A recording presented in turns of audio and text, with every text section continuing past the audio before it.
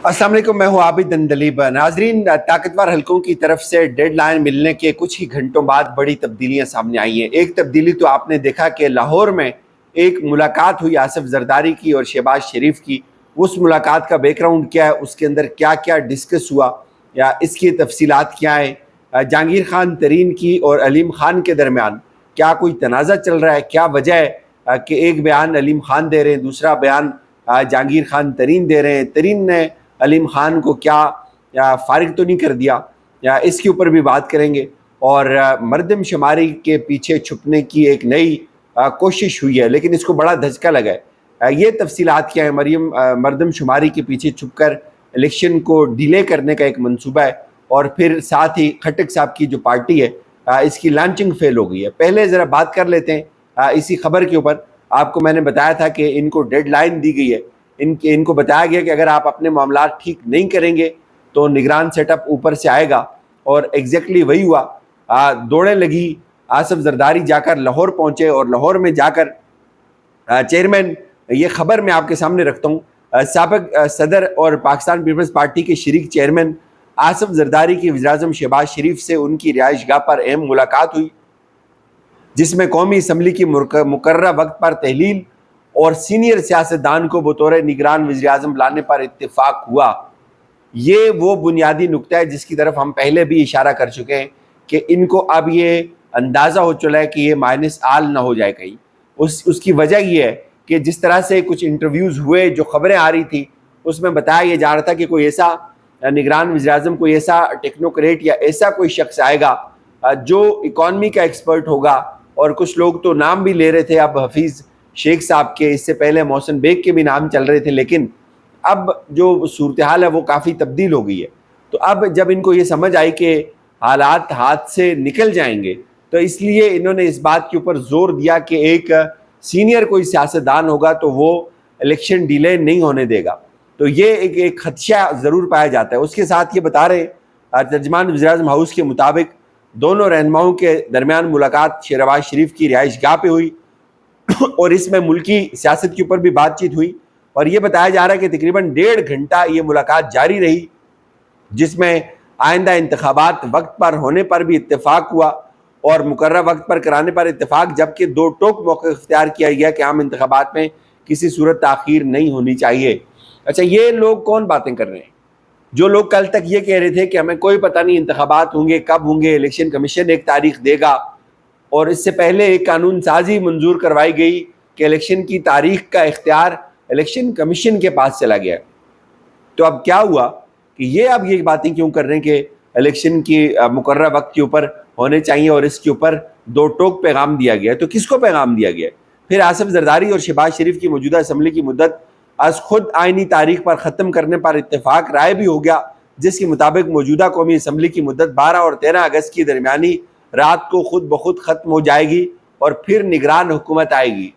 अब अगेन ये बजाते खुद एक बहुत बड़ा तजाद है। कल तक ये नून लीग कह रही थी कि हम असम्बली को 3 रोज़ पहले तहलील करेंगे। 3 रोज़ पहले तहलील करने का ये मतलब था कि इसका मतलब है कि 90 रोज़ के अंदर इलेक्शन होंगे।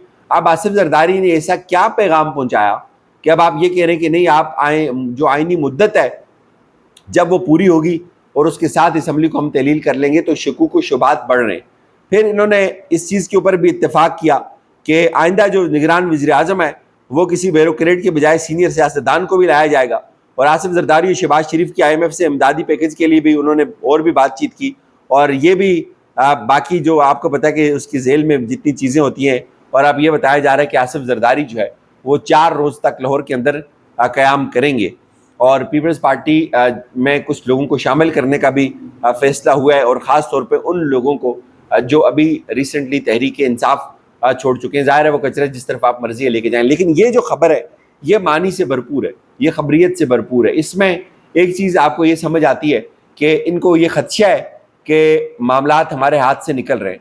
इनको ये खदशा है कि आज अगर इत्तेहाद ना दिखाया तो बहुत देर हो जाएगी और खेल कहीं दोबारा इमरान खान के पास न चला जाए। और आपको पता है कि हालात बदलते हुए कोई देर नहीं लगती, वक्त नहीं लगता, पता नहीं चलता कि सब बदल जाता है। और ये कल के जो टॉक शोज़ हैं जिनमें नून लीग की जो सीनियर क़यादत है वो ये बात कह रही थी کہ ممکن ہے مردم شماری کے اوپر الیکشن ہو اور مردم شماری نہیں ہوگی، اس کے بعد الیکشنز ہوں گے اور حالات جو ہے وہ الیکشن کا جو معاملات ہیں وہ ڈیلے ہو سکتے ہیں۔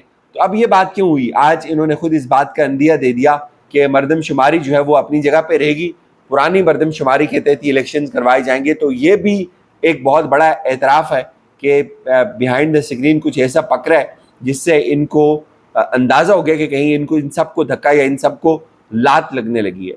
اور اس کے بعد رانا ثناء اللہ نے یہ کہا کہ ہم پورے پنجاب کے اندر اپنے امیدوار کھڑے کریں گے، اور ایک طرف تو یہ بات کریں اور دوسری طرف آپ یہ دیکھیں کہ جو پارٹی کے ساتھ اتحادی تھے جہانگیر خان ترین کے دو لوگ نعمان لنگڑیال اور اون چودھری، ان کے اوپر آج سے 10 روز پہلے علیم خان نے یہ کہا کہ یہ سب کرپٹ ہیں، یہ سب چور ہیں، اور علیم خان آپ کو پتہ ہے کہ پارٹی صدر ہیں، اور لہٰذا یہ ہم اس سیاسی جماعت کے ساتھ نہیں چل سکتے، اس حکومت کے ساتھ ہم نہیں چل سکتے، ہم اس سے اپنی رائیں جدا کریں گے اور ہمیں استعفیٰ دینا ہوگا ان سے۔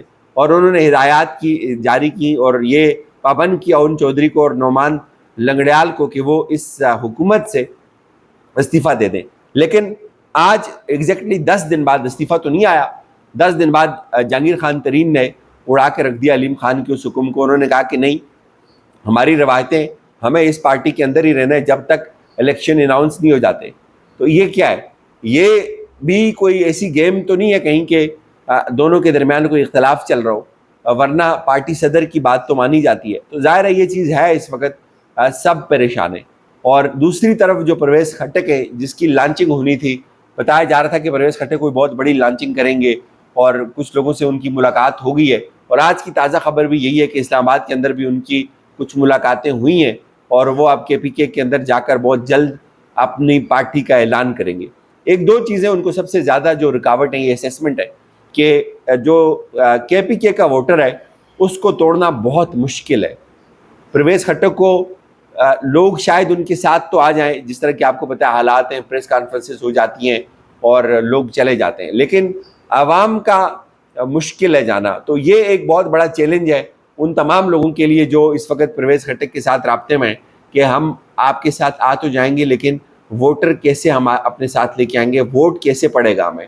تو یہ ایک بہت بڑا چیلنج ہے ان تمام لوگوں کے لیے، اور یہ بھی لوگ سوچ رہے ہیں کہ تھوڑا سا یہ اس حکومت کو دھکا لگے، یہ چلی جائے تو حالات بہت بدل سکتے ہیں، حالات عمران خان کے حق میں بدل سکتے ہیں، حالات ان عوام کے حق میں بدل سکتے ہیں۔ اور ایک چیز یاد رکھیں، جب یہ آپریشن ختم ہوگا، جب یہ ظلم ختم ہوگا، تو عوام آرام سے آٹومیٹکلی عمران خان کے کیمپ میں دوبارہ چلے جائیں گے اور دوبارہ وہ رونقیں بحال ہو جائیں گی irrespective آف دا سرکمسٹانسز۔ بے شک عمران خان گرفتار کیوں نہیں ہو جاتے، لیکن لوگ عمران خان کے ووٹر جو ہے وہ تحریک انصاف کے لیے نکلیں گے، بلے کے نشان کے لیے نکلیں گے۔ تو یہ ایک بہت بڑا چیلنج ہے۔ بتایا جا رہا ہے کہ اگلے کچھ روز کے اندر پرویز خٹک صاحب بھی اپنی پارٹی کو لانچ کر لیں گے، اور اس کے بعد یہ اطلاعات بھی ہیں کہ پرویز خٹک نون لیگ کے ساتھ کے پی کے اندر انتخابی اتحاد بنا کر الیکشن لڑیں گے، اور مولانا فضل الرحمان بھی شاید اس اتحاد کا حصہ ہوں گے، اور پیپلز پارٹی کے پی کے اندر اے این پی کے ساتھ اتحاد کرے گی۔ مجھے اجازت دیجیے، اپنا خیال رکھیے گا، خدا حافظ۔